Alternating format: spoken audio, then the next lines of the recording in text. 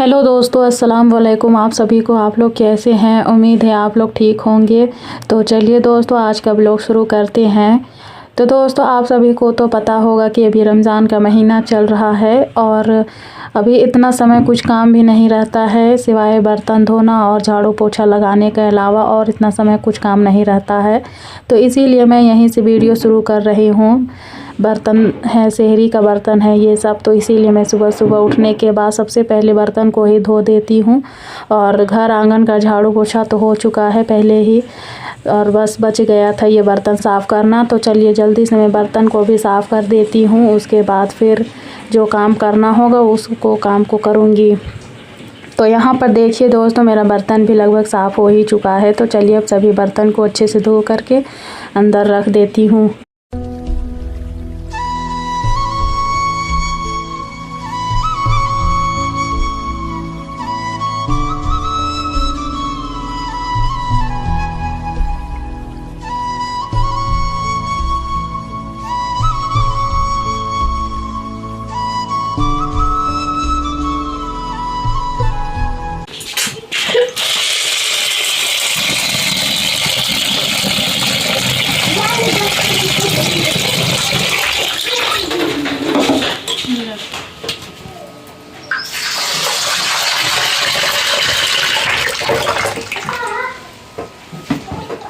तो यहाँ पर देखिए दोस्तों, मैं चना और चना दाल दोनों को ही पानी में डाल करके रख दी हूँ फूलने के लिए। और क्योंकि चना को फूलने में टाइम लग जाता है तो इसीलिए मैं सुबह सुबह ही फुला देती हूँ।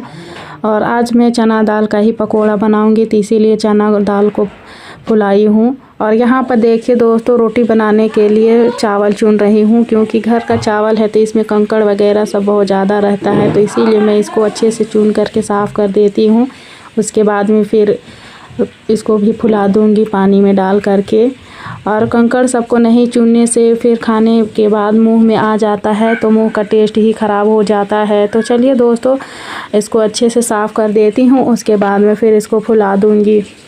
वैसे तो रमज़ान के महीने में ये सब रोटी नहीं खिलाता है, इफ्तारी ही में पेट भर जाता है, लेकिन अम्मी बोल रही है कि आज रोटी बनाने के लिए, तो आज मैं उन्हीं के फरमाइश में ये रोटी बनाने वाली हूँ। तो चलिए अब इसको ले जा कर के अंदर पानी में डाल देती हूँ फूलने के लिए।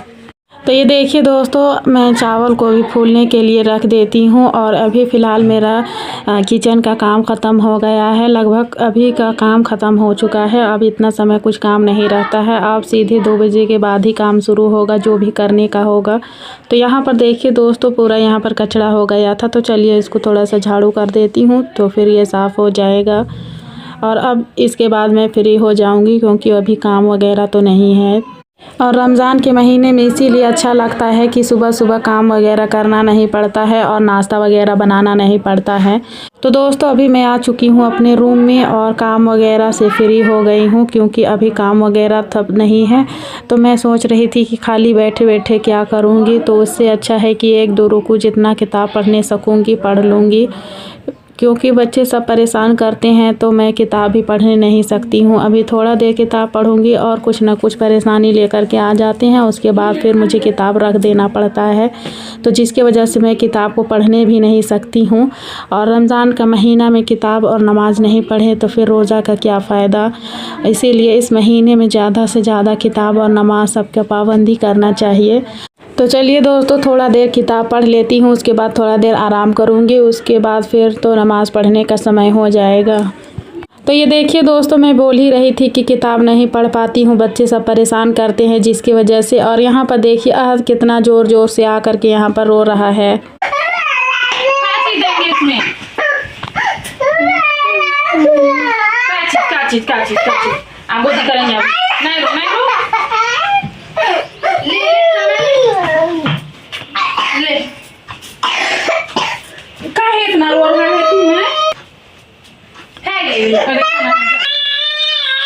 वो तो गुस्सा अभी तुमको बोलेगा, गंदा बच्चा है कितना रोता है ऐसे बोलेगा। जी ऐसा नहीं रोते हैं बेटी, काहे रोता है तू? नहीं रो, कहाँ चाहिए दादा दीजिए, चल घूमने लगे, जा घूमने करके आएगा, जा तो घूमने जा। तो ये देखिए दोस्तों, आज टॉफी खाने के लिए इतना ज्यादा रो रहा है। नहीं चलो तो इसको हम फाड़ देते हैं, इसको इससे निकाल देंगे अभी। सब रोजा रखे हैं ना गुड्डू, इतना ज्यादा परेशान नहीं करते हैं, समझा ना। रोजा महीना में नहीं रोते हैं बच्चा सब। ये रे कैसा वाला टोपी निकला, देखो तो खाओ अब। हाँ इसको भी नहीं खाएगा, हाँ तो खाओ अच्छा से। अब हटा, पूरा लॉक के आया है ये, इसमें भी और इसमें भी, दोनों में। कैसे गिरा देखो तो, यहाँ चोट लग गया है और यहाँ भी लगा हुआ है। कहाँ गिरा है? चलो उसमें अभी हम दवा लगा देंगे। हाँ ठीक है, चलो अभी दवा लगा देंगे, दवा लगा देंगे। अच्छा छोड़ दो, मैं लगा देंगे, चुप रहो चुप रहो। तो दोस्तों मैं आप सभी को बता ही रही थी कि बच्चे सबकी वजह से मैं किताब नहीं पढ़ पाती हूँ, और आप लोग भी देखें कि कैसा बदमाशी करता है और कितना ज़्यादा परेशान करते हैं। तो दोस्तों अभी नमाज़ वगैरह पढ़ने के बाद मैं आ चुकी हूँ किचन में, और यहाँ पर देखिए मेरा चना भी बन चुका है। तो इसको दूसरे बर्तन में रख देती हूँ। और यहाँ पर देखिए चना दाल जो मैं भिगो करके रखी थी उसको भी पीस चुकी हूँ इसका पकौड़ा बनाने के लिए। तो चलिए इसको भी निकाल कर रख देते हैं।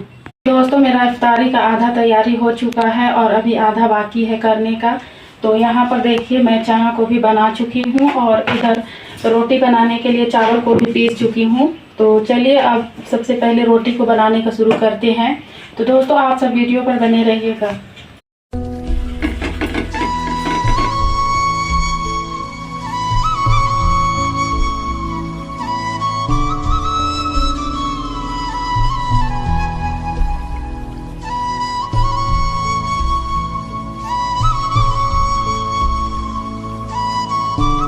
तो यहाँ पर देखिए दोस्तों मेरा एक रोटी बन चुका है और बहुत ही अच्छा बन रहा है, बहुत ही सॉफ्ट है। तो चलिए इसी तरह मैं बाकी का जो बचा हुआ है वो सभी रोटी को भी बना लेती हूँ, और यह रोटी खाने में बहुत ही अच्छा लगता है। यहाँ पर देखिए दोस्तों मेरा पूरा रोटी बनके रेडी हो चुका है, और अभी फ़िलहाल अजान भी हो चुकी है। तो आधा काम मेरा हो चुका है और आधा अभी करने का बाकी है। तो चलिए फ़िलहाल चलती हूँ मैं नमाज़ पढ़ने के लिए, फिर नमाज़ पढ़ के आऊँगी तो फिर बाकी का काम करूँगी। तो आप लोग कहीं मत जाइएगा, वीडियो पर बने रहिएगा।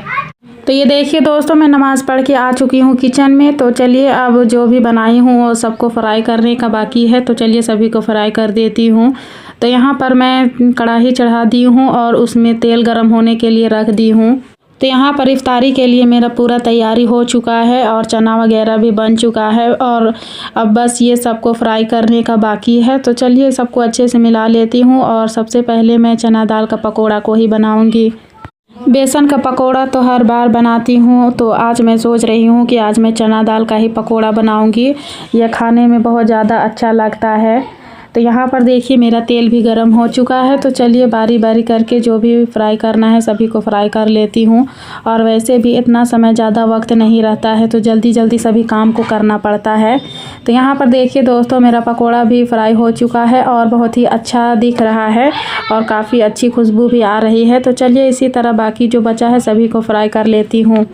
तो यहाँ मेरा पकोड़ा फ्राई हो चुका है और अब बाकी रह गया है समोसा को फ्राई करने का। तो चलिए अब इसी को भी फ्राई कर लेते हैं। और यहाँ पर देखिए मेरा समोसा भी फ्राई हो चुका है और एकदम होटल जैसा बना है और बहुत ही अच्छा और बहुत ही खस्ता बना है। तो ये देख कर के बहुत ही अच्छा लग रहा है। तो चलिए दोस्तों यहाँ पर मेरा पूरा फ्राई हो चुका है, सभी को जो भी तलना था मैं सभी को तल चुकी हूँ। तो चलिए अब ये सभी को ले जाती हूँ बाहर, और बाहर में फिर इफ्तारी निकालती हूँ सबके लिए।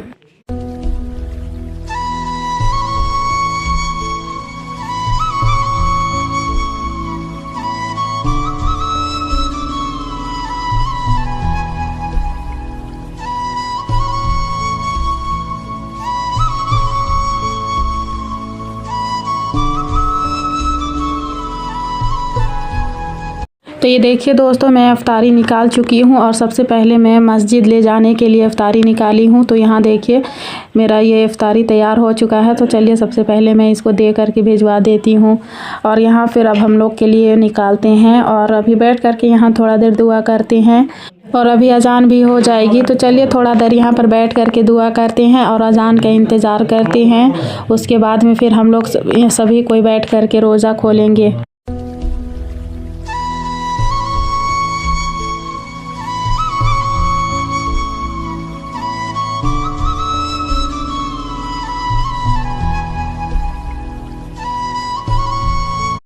हम लोग अभी इफ्तारी कर लिए हैं और इफ्तारी करने के बाद अभी मैं आ गई हूँ रूम में। और ये देखिए अभी मैं सब्जी बनाने के लिए बैठी हुई हूँ। तो ये सब्जी मैं सेहरी के लिए बना रही हूँ, क्योंकि ये सब सब्जी में बहुत ज़्यादा टाइम लग जाता है। तो इसीलिए मैं सोच रही कि अभी इसे तोड़ करके रख देती हूँ, तो फिर सेहरी के टाइम उठ करके आसानी होगी बनाने में। तो चलिए सभी को तोड़ करके रख देती हूँ इसको फिलहाल। तो दोस्तों आज की वीडियो हम लोग यहीं तक रखते हैं। अगर आप सभी को मेरा वीडियो अच्छा लगा हो तो लाइक, कमेंट और सब्सक्राइब जरूर कीजिएगा। तो मिलते हैं अगले वीडियो में। खुदा हाफिज।